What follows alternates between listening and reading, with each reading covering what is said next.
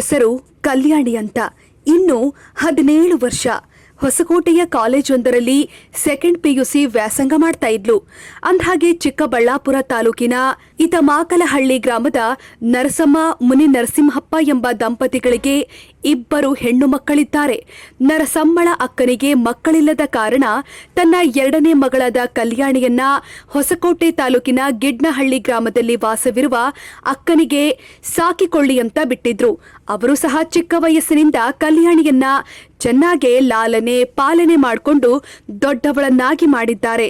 College ಆಯ್ತು, ತನ್ನ ಮನೆಯಾಯ್ತು ಅಂತ ಇದ್ದ ಕಲ್ಯಾಣಿ ಇಂದು ದೊಡ್ಡಮ್ಮನ ಮನೆಯ ಬಳಿ ಕಾಲು ಜಾರಿ ಸಂಪಿಗೆ ಬಿದ್ದು ಸಾವನ್ನಪ್ಪಿದ್ದಾಳೆ. ಆದ್ರೆ ದೊಡ್ಡಪ್ಪ ಸಂಪಿಗೆ ಬಿದ್ದ ಕಲ್ಯಾಣಿಯನ್ನ ನೇರವಾಗಿ ಆಸ್ಪತ್ರೆಗೆ ದಾಖಲು ಮಾಡದೆ, ಪೊಲೀಸರಿಗೆ ಮಾಹಿತಿಯನ್ನು ನೀಡದೆ ತನ್ನ ತಂದೆ ತಾಯಿಗೆ ಕರೆ ಮಾಡಿ ಕಲ್ಯಾಣಿಯ ಮೃತದೇಹವನ್ನ ಕಾರಲ್ಲಿ ಇತಮಾಕಲಹಳ್ಳಿ ಗ್ರಾಮಕ್ಕೆ ತರ್ತಾ ಇದ್ದೀವಿ ಅಂತ ಹೇಳಿ ಗುಟ್ಟಾಗಿ ಮೃತದೇಹವನ್ನ ಅಂತಿಮ ವಿಧಿವಿಧಾನಗಳನ್ನ ಮಾಡಲು ಮುಂದಾಗಿದ್ರು. ಆದ್ರೆ ಮಗಳ ಅನುಮಾನಾಸ್ಪದ ಸಾವಿನ ಹಿಂದೆ ಏನಿದೆ ಅಂತ ತಿಳಿದುಕೊಳ್ಳಲು ನಿರಾಕರಿಸಿದ ಪೋಷಕರು ಸಾವಿನ ಹಿಂದೆ ಅನುಮಾನ ಇದೆಯಂತ ಸಂಬಂಧಿಕರ ನಡುವೆ ವಾಗ್ವಾದವೇ ನಡೆದೋಯ್ತು. ಚಿಕ್ಕ ನಾವ್ ಹೇಳಕ್ ಹೋದ್ರೆ ಕೇಳ್ತಾರೆ, ಈ ಅಪ್ಪ ಬಂದ್ಬಿಟ್ಟು ಏನು ಕಂಪ್ಲೇಂಟ್ ಏನು ಬೇಡ ಅಂತ ಅರ್ಥ ಆಯ್ತಾ?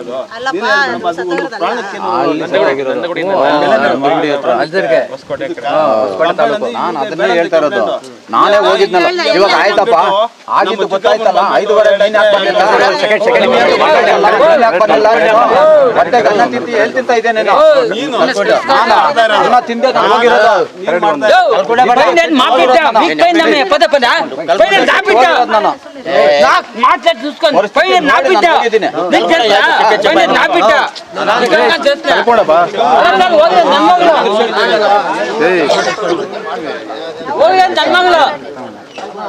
ಅವ್ರ ಮಗಳು ಹೋಗಿಲ್ಲ, ನನ್ನ ಮಗಳು ಹೋಗಿಲ್ಲ. ಮೇಡಮ್ ತಮ್ಮ ಹೆಸರು? ನೇತ್ರಾವತಿ. ಹಾಂ ಅಣ್ಣ, ನೇತ್ರಾವತಿ ದೀಪಕ್ HD. ಅದೇ ಅಮ್ಮ ಕಂಪ್ಲೇಂಟ್ ಇವ್ರಿ ಚಿಲ್ಲರ ಅಡ್ಗಮ್ಮ ಅಲ್ಲ ಮೇಡಮ್, ಕಾಲೇಜಲ್ಲಿ ಬಿದ್ದೋಗಿರೋದ್ರ ಅಲ್ಲೇ ಹೋಗಿದ್ರಲ್ಲ, ಇನ್ನೇನು ಹಾಸ್ಪಿಟ್ಲಿಗೆ ಸೇರಿಸಿ ಯಾರು ಸಂಪೋದು ಮನೆ ಅದಕ್ಕೇನು ಅಡ್ಡ ಇಲ್ಲ? ಇಲ್ಲ ಮೇಡಮ್. ಏನಕ್ಕೆ ಹೋಗಿದ್ಲು ಹುಡುಗಿ? ಬಾಜೆ ಕಡೆ ಹೋಗ್ಬೇಕು ನೋಡಮ್ಮ, ಇದು ಹಾಸ್ಪಿಟ್ಲಿಗೆ ಕರ್ಕೊಂಡೋಗಿ. ಬೇಡ ಮೇಡಮ್, ಬೇಡ ಮೇಡಮ್, ನಮ್ಗೆ ಆಗಲ್ಲ. ಹಂಗೆ ಅನ್ಬಾರ್ದಮ್ಮ. ಬೇಡ ಮೇಡಮ್, ನಮ್ಗೆ ಯಾವ ಕೇಸು ಬೇಡ. ಆ ಹುಡುಗಿ ಕಾಲ್ಜಾರ್ ಬಿದ್ದಿರೋದು ಆ ಹುಡುಗಿಗಾಗಿರೋದು, ನಮ್ಗೆ ಯಾವ ಬೇಕಾಗಿಲ್ಲ, ಏನು ಬೇಕಾಗಿಲ್ಲ. ಇವಾಗ ಎತ್ಕೊಂಡು ಅವ್ರು ಮಾತಾಡುವಂಥ ಸಿಚುವೇಶನ್ಗೂ ಇಲ್ಲ. ನಮ್ಗೆ ಯಾವ ಕೇಸು ಪೊಲೀಸ್ ಸ್ಟೇಷನ್ ನಮ್ಗೆ ಏನು ಬೇಡ. ನೀವು ಹೇಳ್ದಂಗೆಲ್ಲ ಪ್ರೊಸೀಜರ್ ಬೇಡ. ಕಾಲ್ಜಾರ್ ಬಿದ್ದಿರೋದಕ್ಕೆ ಏನು ಪ್ರೊಸೀಜರ್? ನಾಳೆ ಇನ್ನೊಂದು ದಿನ ನೀವು ಹೋಗಿ ಬಿದ್ದೋದ್ರೆ ಇಲ್ಲ ಇಲ್ಲ, ಎಲ್ಲರೂ ಹುಷಾರಾಗಿರ್ಬೇಕು. ಇವತ್ತು ಆ ಹುಡುಗಿಗೆ ಆಯ್ತು, ಇನ್ನೊಬ್ರಿಗೆ ಆಗುತ್ತಮ್ಮ. ಅದಕ್ಕೆ ಮುಂಜಾಗ್ರತೆಯಾಗಿ ಅದು ಪ್ರೊಸೀಜರ್ ಮಾಡಬೇಕು.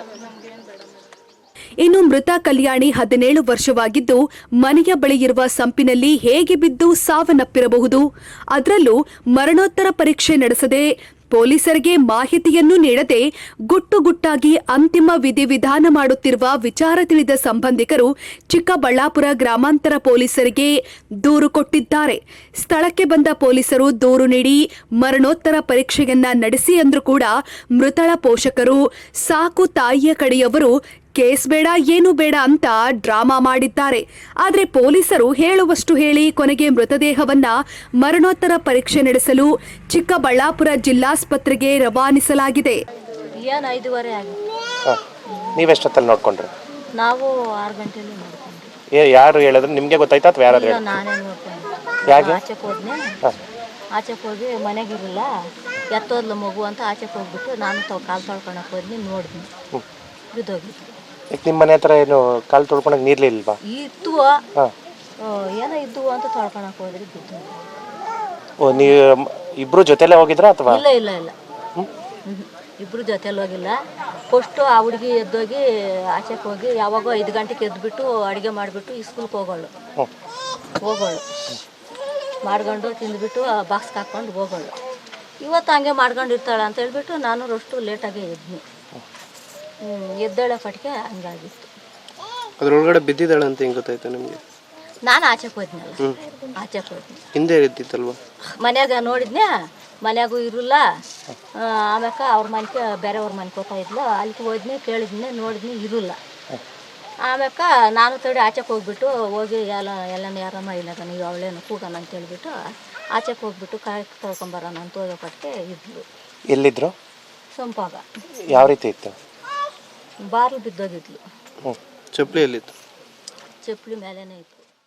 ಒಟ್ಟಾರೆ ಪಿಯುಸಿ ಓದುತ್ತಿದ್ದ 17 ವರ್ಷದ ಬಾಲಕಿ ಸಂಪ್ನಲ್ಲಿ ಬಿದ್ದು ಸಾವನ್ನಪ್ಪಿರೋದು ಒಂದು ಕಡೆ ಅನುಮಾನ ಮೂಡಿಸಿದ್ರೆ, ಹೆತ್ತ ತಂದೆ ತಾಯಿ, ದೊಡ್ಡಮ್ಮ ದೊಡ್ಡಪ್ಪ ಕುಟುಂಬಸ್ಥರು ಮರಣೋತ್ತರ ಪರೀಕ್ಷೆ ನಡೆಸದೆ, ಪೊಲೀಸರಿಗೆ ಮಾಹಿತಿಯನ್ನು ಕೊಡದೆ ಗುಟ್ಟುಗುಟ್ಟಾಗಿ ಅಂತಿಮ ವಿಧಿವಿಧಾನ ನಡೆಸಿರುವುದು ಹಲವು ಅನುಮಾನಗಳಿಗೆ ಎಡೆಮಾಡಿಕೊಟ್ಟಿದೆ. ಈಗ ಪೊಲೀಸರು ತನಿಖೆಯಲ್ಲಿ ಸತ್ಯಾಸತ್ಯಾಂಶಗಳು ಏನಿದೆ ಅನ್ನೋದನ್ನ ಹೊರತರಬೇಕಾಗಿದೆ.